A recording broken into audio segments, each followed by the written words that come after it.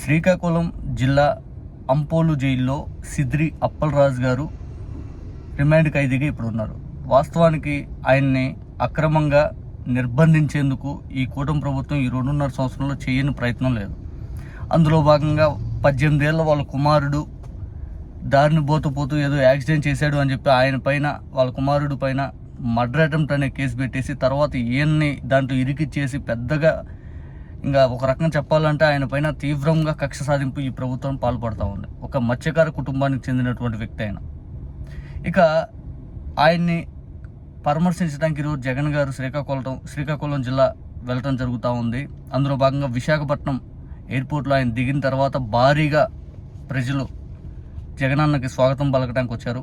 ఇక దాదాపు 80 కిలోమీటర్ల రోడ్డు మార్గాన శ్రీకాకుళం అంపోల్ జైలుకి అయితే ఆయన వెళ్తూ ఉన్నారు.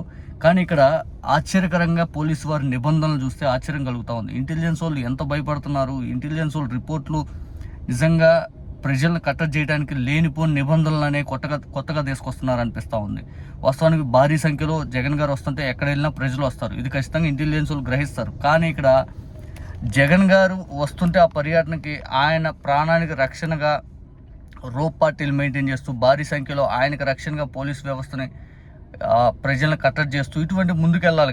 కానీ ఇక్కడ ఆశ్చర్యకరమైన విశేషం ఏంటంటే ఆయన దగ్గరికి ఏ ఒక్క ప్రజలు రాకూడదు, కనీసం పార్టీ నాయకులు ఆయన కలవకూడదు, స్థానికంగా విశాఖపట్నం జిల్లాలో ఉండే మాజీ ఎమ్మెల్యేలు జగన్ గారికి స్వాగతం పలకడానికి విశాఖపట్నం ఎయిర్పోర్ట్ దగ్గరికి వస్తుంటే వాళ్ళని పంపకూడదు. ఆ తర్వాత శ్రీకాకుళం పర్యటనకు వెళ్తున్న సందర్భంలో మాజీ ఎమ్మెల్యేలు దారి పొడుగున ఆయనకి ఎక్కడ స్వాగతం పలకడానికి అది అక్కర్లేదు. దారిలో ర్యాలీలు ఎక్కడ చేయకూడదు, లేకపోతే జగన్ గారి స్వాగతం పలకడానికి ఉండకూడదు, నిరసన కార్యక్రమాలు వ్యక్తం చేయకూడదు. అక్కడ ప్రతిపక్షంలో ఉన్న అతిపెద్ద పార్టీ, ఏకైక పార్టీ వైఎస్ఆర్ కాంగ్రెస్ పార్టీ. ప్రజా సమస్యలు ఆయనకు మాత్రమే ప్రతి ఒక్కరు ఇప్పుడు చెప్తా ఉన్నారు. ఇక ప్రజలు ఎవరైనా ఆయన దగ్గరికి వచ్చే వాళ్ళని కూడా ఆపే ప్రయత్నమే కదా. పలానా సమస్య ఉంది, మా కోసం ఇది పోరాడండి, మా కోసం ఇది అడగండి అని చెప్పి జగన్ గారికి చెప్పడానికి వచ్చే ప్రజలను కూడా ఆపే ప్రయత్నమే కదా. ఎంత జరిగినా విశాఖపట్నం ఎయిర్పోర్ట్లో వాళ్ళకి ఏదో జీతాల సమస్య ఉందని చెప్పి కొంతమంది జగన్ గారిని కలిసి వినతి పత్రం ఇవ్వడం జరిగింది ఎయిర్పోర్ట్లోనే. ఇంకా చాలా ఇష్యూస్ అనేవి ప్రభుత్వం పూర్తిస్థాయిలో ప్రజలను గాలికి వదిలేసి ఎంతసేపు జగన్ గారిని టార్గెట్ చేసుకుంటూ ముందుకెళ్తుంటే ఏమనుకోవాలి. బహుశా జగన్ గారు ఈరోజు పర్యటనలో 8 కార్లు మాత్రమే ఉండాలి. వీళ్ళ నిబంధనలు ఏ ఒక్కరు పూర్తి స్థాయిలో ర్యాలీలో పాల్గొన్నా, లేకపోతే ఏ ఒక్కరు నిరసన కార్యక్రమం వ్యక్తం చేసినా జగన్ గారి వెంట 8 కార్లు కాకుండా ఇంకొక కారు ఎక్స్ట్రా వచ్చినా కానీ చట్టపరమైన కఠినమైన చర్యలు తీసుకుంటామని చెప్పారు. ఇక దారి పొడుగున పోలీసు వారిని ఎక్కడికక్కడ బారికేట్లు పెట్టేసి జనాలందరూ ఆపే ప్రయత్నం, విపరీతంగా పోలీస్ సెక్యూరిటీ పెట్టారు. దేనికి? జగన్ గారి కోసం కాదు, జగన్ గారి దగ్గరికి జనాలు ఎవరు రాకుండా. అంటే కనీసం కలవడానికి రోప్ పార్టీలు అంటే జగన్ గారి కారు దగ్గర బెటర్ ఇల్లు. ఆ బారికేడ్లు ఏదైతే రోడ్లకు అడ్డంగా ఎక్కడెక్కడ జనాలను ఎవరైతే ఆయన వెంట నడుస్తూ ఆయనకు మద్దతు తెలుపుతూ పూర్తిగా ఈ ప్రభుత్వం పైన వ్యతిరేకత ఉండే వ్యక్తులందరూ నడుస్తారు అని చెప్పి ఇంకా వాళ్ళని కట్టడి చేయటం మనం ఇంతకుముందు చూడాల.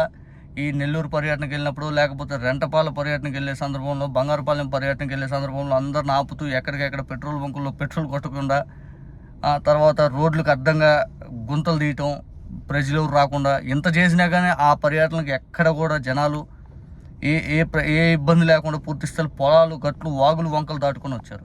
ఇంకా కూడా మీ ప్రయత్నం ఇదే విధంగా కొనసాగిస్తే ఎంత ఆశ్చర్యం కలుగుతూ ఉంటుంది. శ్రీకాకుళం జిల్లా మొత్తం ఇప్పుడు హైటెన్షన్ 144 సెక్షన్ లాంటివి పెట్టే అవకాశం కూడా కనపడదు వీళ్ళ విధానాలు చూస్తుంటే. ఎందుకంటే వీళ్ళు ఒక నాయకుడు తమ పార్టీ నాయకుడి దగ్గరికి వెళ్ళాలన్నా కూడా ఇటువంటి ఆంక్షలు పెట్టడం ఎంతవరకు కరెక్ట్? నిజంగా అక్కడ అంపోల్ జైలు దగ్గర, తర్వాత శ్రీకాకుళం టౌన్ మొత్తం ఇప్పుడు విచ్చలవిడిగా పోలీసులు ఉన్నారంట. బహుశా ఇంటెలిజెన్స్ వాళ్ళకి ముందే అవగాహన ఉంటుంది. భారీ సంఖ్యలో ప్రజలు వస్తూ ఉంటారు, ఖచ్చితంగా వీళ్ళకి కట్టడి చేయాల్సిన అవసరం ఉంటుంది. ఇది కానీ కట్టడి చేయకపోతే భారీగా జనాలు వచ్చారని చెప్పి మళ్ళీ పబ్లిక్లోకి ఈ ప్రభుత్వం పైన తీవ్రమైన వ్యతిరేకత సంకేతమైన వెళ్తుంది అని వీళ్ళు ఆలోచించవచ్చు. కానీ ఎంత ఆలోచించినా ఏం చేసినా కానీ పూర్తి స్థాయిలో ప్రభుత్వం ఈ పరిపాలన సరిగ్గా లేదు కాబట్టి ప్రజలు క్లారిటీ వచ్చేసింది. ఈ ప్రభుత్వం మనకు మంచి చేయకపోగా ఇంకా అణిచివేసే ధోరణిలో ముందుకెళ్తా ఉంది. విపరీతమైన కేసులు, విపరీతమైన కొట్లాట్లు, లా అండ్ ఆర్డర్ ఫెయిల్యూరు, అది విపరీతంగా రోజు చర్చ జరుగుతుంది. సంక్షేమ పథకాలు అమలు చేయక, అభివృద్ధి కార్యక్రమాలు అమలు చేయక, వ్యవస్థలన్నీ స్తంభింపజేసి టైంపాస్ కార్యక్రమాలు చేసుకుంటూ జగన్ గారిని తిట్టడం కోసమే ఈ ప్రభుత్వం నడుపుతున్నారు.